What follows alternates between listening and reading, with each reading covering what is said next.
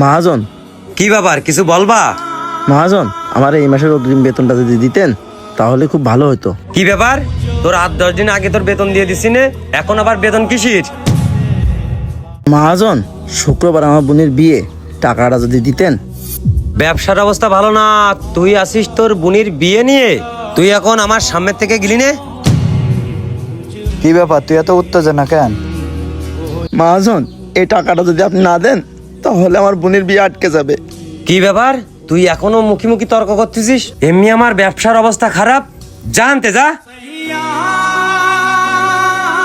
কিরে, তুই কর্মচারীর সাথে এরকম ভাবে ব্যবহার করতেছিস কি জন্য? আরে ও তো একটা মানুষ, ওরও তো মন আছে, আর তোর ব্যবসায় খারাপ যাচ্ছে, ওরও তো খারাপ লাগতেছে, তাই বলে তুই এরকম ব্যবহার করবি? এই নে, তুই না 50,000 টাকার কথা বলছিলি, এই নে তোর টাকা। আচ্ছা তাহলে থাক, আমি চলে গেলাম। তা চা খাবি নে? না থাক, আর একদিন এসে খাবানি।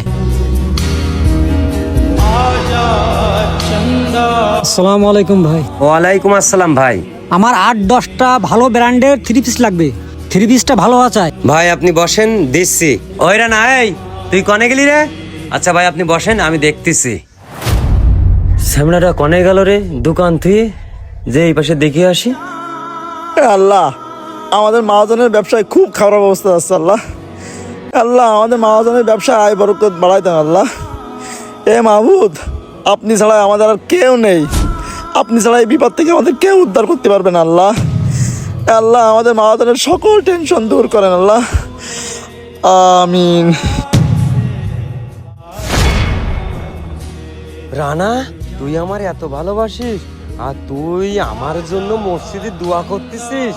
তুই এই নে, এতে 50,000 টাকা আছে, তোর বোনের বিয়ে না? তোর বোনের যত টাকা পয়সা লাগে সব আমি দেবো। এই আয় ভাই, আমার বুকে আয় ভাই।